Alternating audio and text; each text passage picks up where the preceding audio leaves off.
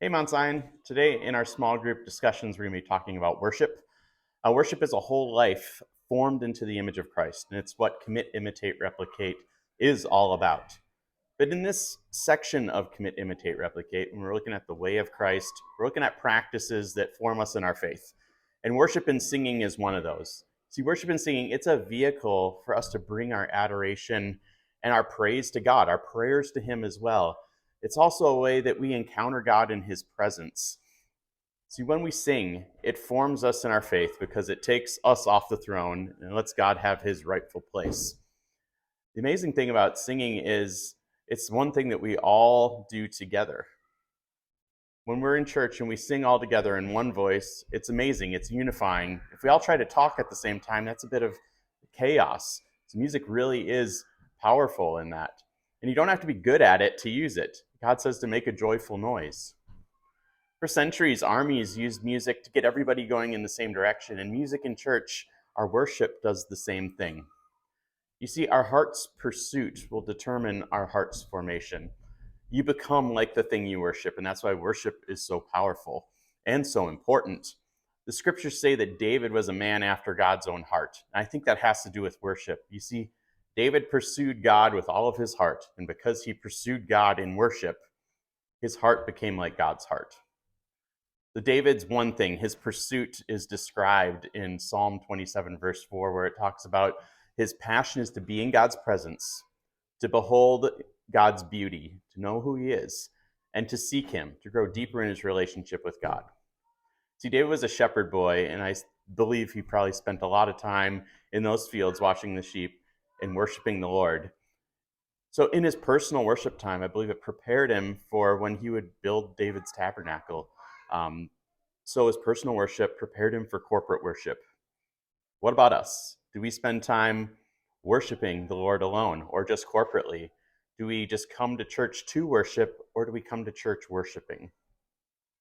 You see, you can sing to the Lord and give Him praise in your car during your quiet time. One of my favorite things to do is just open up to the book of Psalms and sing something. You know, there's a psalm for pretty much every occasion. It goes through the whole slew of human emotions and situations, because every occasion is an occasion to worship God. Now, in the New Testament, and in the New Covenant, we have God's presence living in us if we're believers.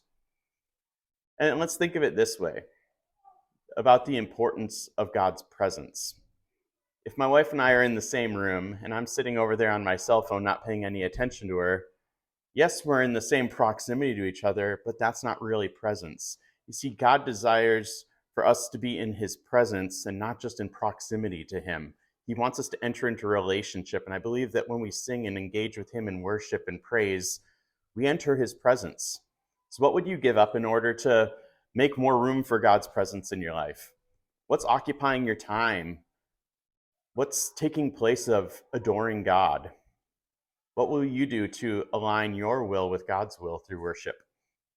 You see, God desires His worshipers to come to Him with humbled and surrendered hearts. And in a little bit, you're going to be reading 2 Samuel 6, and you're going to see David leaping and dancing and worshiping before the Lord. So 4 things about David's worship in this passage that I want to point out is that it was total, that he held back nothing when he sang and danced before the Lord. It was God-centered. He tells his wife, who's criticizing his worship, that he did it before the Lord, not before people. It was an audience of one. It was done in humility also. David, who's the king, strips down to the dress of a priest. And just like the elders in heaven who cast their crowns before the Lord, David essentially does the same thing there. He said, and it was always growing deeper. David says he'll become even more undignified than this. So are we willing to get out of our comfort zones and express ourselves to the Lord in gratitude? What's the Lord worth to me? When I taught on this at church, I asked the question, it was Super Bowl Sunday, is there's some of us who might sit in church and maybe just go through the motions, but we celebrate in front of the TV screen to a football game. You see, the Lord wants our heart, and I think singing is a powerful way to give God our heart daily. Psalm 151, verse 16 to 17 say this: going through the motions doesn't please you. A flawless performance is nothing to you. I learned God worship when my pride was shattered, heart-shattered lives, ready for love, don't for a moment escape God's notice. See, our praise enthrones God, and it also hosts his presence. So what do hosts do? Hosts give up their needs for the needs of others. And we are the temple of the Spirit. God's presence lives in us. We're called to give up our needs and host his needs. His will, not ours. His will be done on earth as it is in heaven. We're called to minister to the Lord, not to ourselves. And Psalm 22, verse 3 says that God makes his throne upon our praises. And Paul in Ephesians 5, which you're going to read shortly, he talks to the church, telling them that they should sing to one another with psalms, hymns, and spiritual songs. And when they do this, they will be filled with the Spirit. I believe David understood this. He built his tabernacle as like the first thing he did when he became king. He brought the Ark of the Covenant, God's presence, into it as the very first thing he did as a king. And they set up 24/7 worship around the Ark of the Covenant. But just 6 miles away was Moses' tabernacle, who had been sitting for almost 25 years without the presence of the Lord in it. Yet they were still going through all the rituals in that. They were going through the sacrifices, had the festivals and all that. They were going through all the motions, but neglected God's presence. See, God's presence is the whole point of it.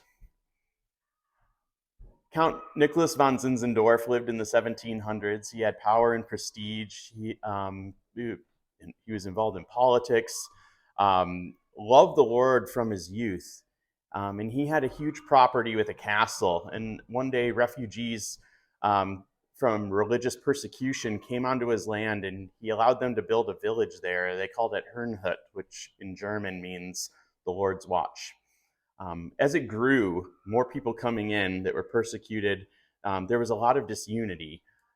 Theologically, there was Lutherans, Calvinists, Anabaptists, Arminians, Catholics, and also many different nationalities. So there's political differences as well. And so what Zinzendorf did is he moved out of his castle and he moved down into Herrnhut, and he went door to door, knocking on every person's door and begging them, hey, let's be reconciled. Can we not come around Jesus? August 13th, 1927, they gathered for communion and reconciled with one another. And as they prayed together and sang songs in unity, the Spirit of the Lord fell on them. And some describe this as they didn't know if they were on earth or in heaven, and this lasted for 14 hours. Following that, they set up 24/7 prayer, which lasted over 100 years. And they said the fire on the altar, which means their songs and their prayers, never went out. They wrote over 2,000 songs in this 100 years, and Zinzendorf himself wrote over 200 of those. Following this, they grew a heart for missions, and they sent out hundreds of missionaries over those 100 years, and they estimate about 2 million people came to the Lord just because of this meeting that started with singing and hosted God's presence, and more of kingdom things flew out of that. So some even sold themselves into slavery in order to win people for Jesus. The mantra of Herrnhut, their motto for their whole community, their center point, their laser focus was, may the Lamb of God receive the reward for his sufferings. It's pretty amazing that their focus was on praising the Lord, hosting God's presence in worship, and their hearts became more like God's heart. And that's just the power of what worship does. So do you have a passion for God's presence, or are you just okay being in proximity to him? You know, singing and music is a powerful vehicle for us to bring our prayers and our adoration to God, and it transforms us to be more like Jesus. So I hope you enjoy your discussion. May God bless you.